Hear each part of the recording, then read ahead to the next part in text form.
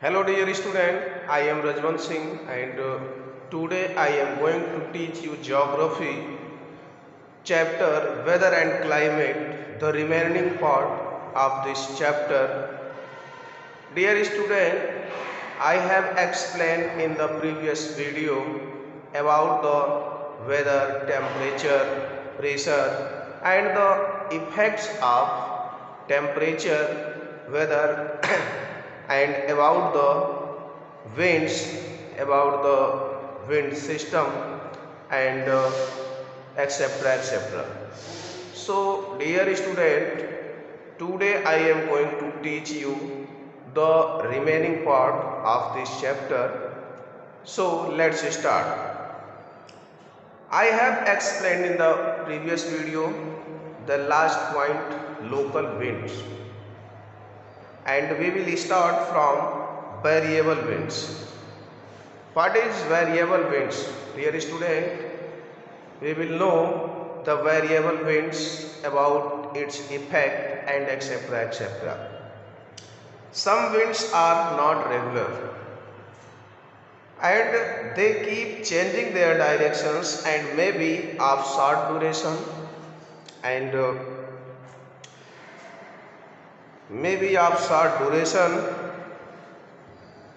whirling masses of air often develop into storms around low pressure systems, and these type of winds are called variable winds.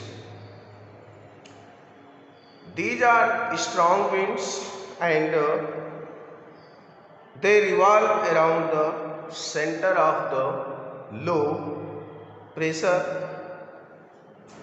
area and are accompanied by torrential rain and thunderstorm. Dear student, warm ocean waves or waters usually find such storms.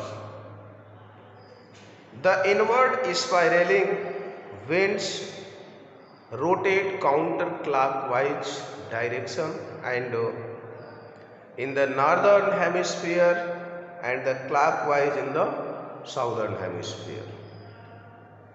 These are the directions of the variable winds. And we will discuss the next point, humidity.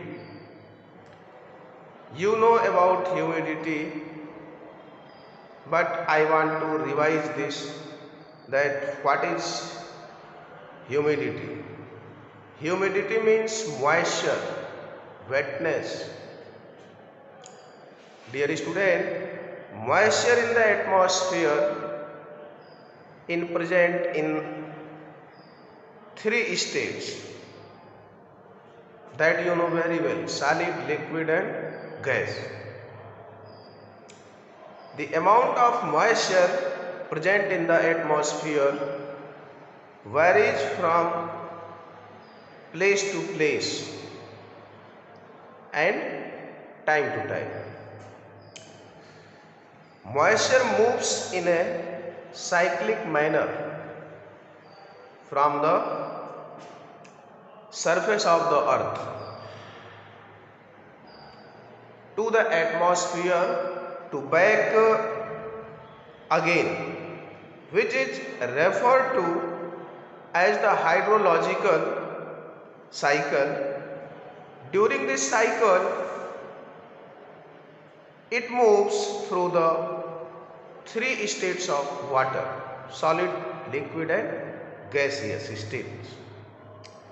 And the cycle comprises evaporation, condensation and precipitation. By these mediums, humidity refers to the moisture contents of the air around us, which is contingent on its temperature. That is, when the temperature is high, humidity increases due to high rate of evaporation. A hygrometer. A hygrometer is used to measure humidity. We use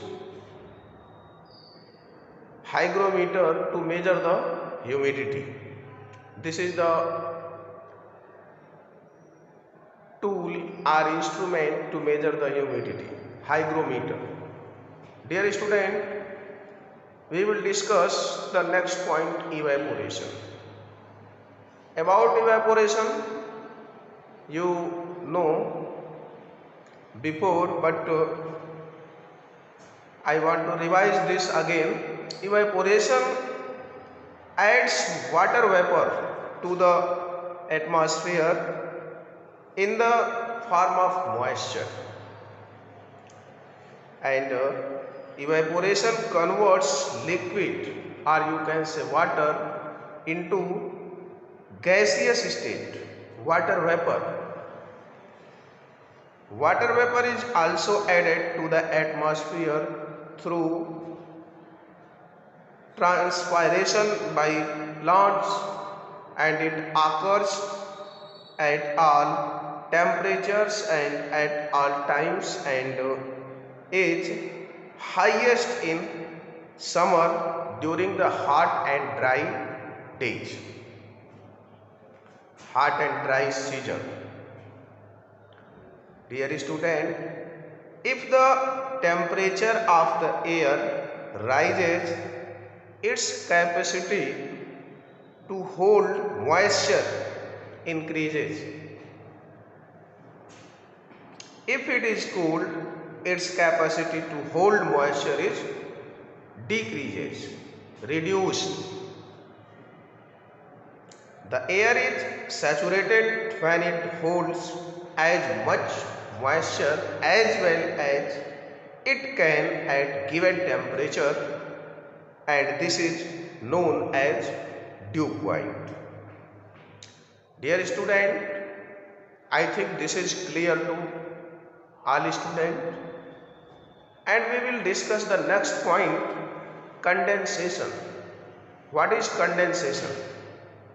When the air is saturated with moisture and cools, the water vapors in the air changes into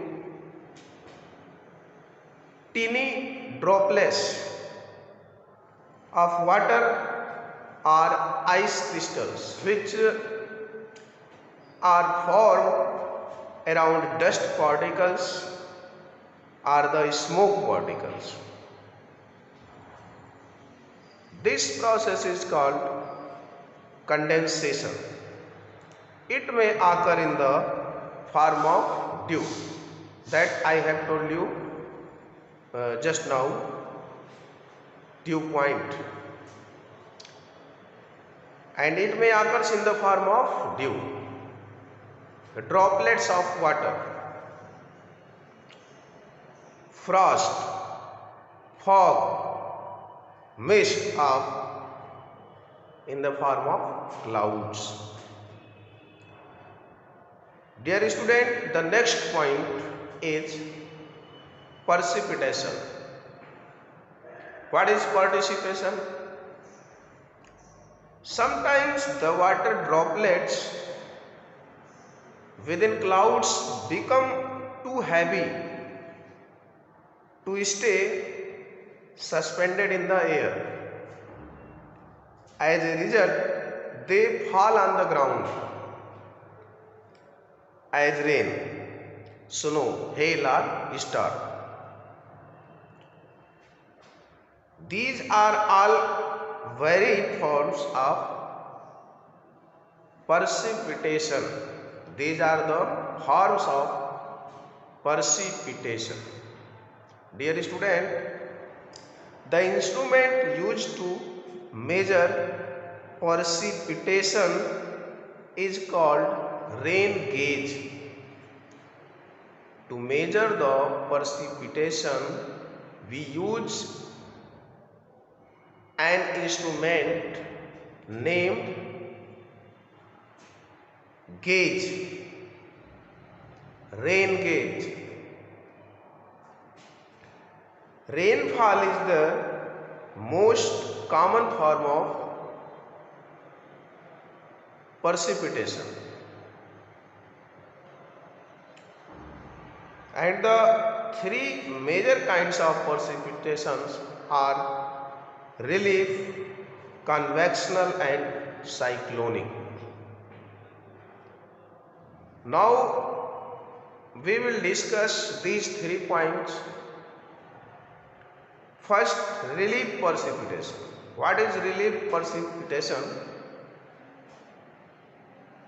Near a mountain or highland located in the path of traveling prevailing winds, and it forces the winds to rise.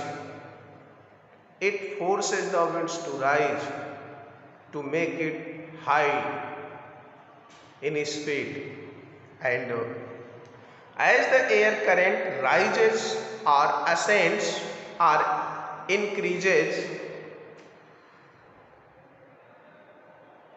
along the mountain, it expands, cools, and condensation takes place at that time. And as the air keeps ascending, condensation continues, leading to the formation of clouds, and finally rainfall takes place. This is the process of rainfall. Dear student, the next point, convectional precipitation. This type of precipitation or rainfall is common in the equatorial regions of the world, where the intense insolation received by the earth, and it results in the high rate of evaporation. The layer of air near earth surfaces gets heated and consequently expands and rises, thus setting up a vertical current of air called convection precipitation or convectional current. Dear student, this is also clear, and now we will discuss the third point of the precipitation, that is cyclonic precipitation. What is cyclonic precipitation? In the temperature, low pressure belts, cyclonic precipitations occurs in these conditions, and where the warm westerlies meet the cold polar easterlies, warm winds expand and, being lighter, rise over the heavier cold winds that sink below them.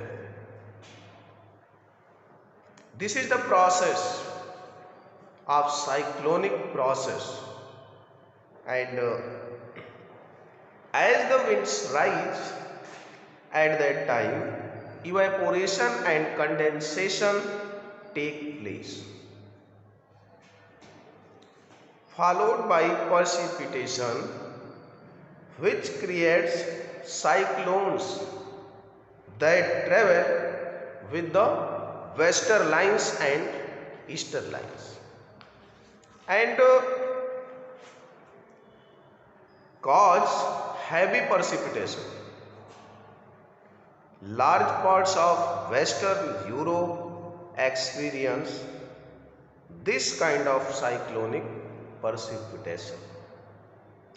My dear student, These are three types of precipitation.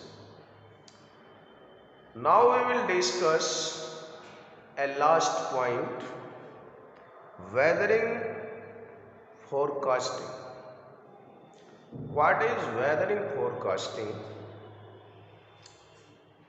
Meteorologists and dimetologists study all the elements of weather and climate, and after study about weather and climate, they gave some points. At the various weather stations, all the elements are measured and results are analyzed by the scientists. After that, predictions are made about the weather. Weather forecasting gives us an idea about the kind of weather we can expect in next 24 hours. This is the weather forecasting. Newspapers and television programs provide us with weather reports of the previous 24 hours and also forecast the weather for the next day, and this is the process of weather forecasting. My dear student, this chapter is finished, and I think these all definitions are clear, and we will meet in the next video. Thank you. Have a nice day.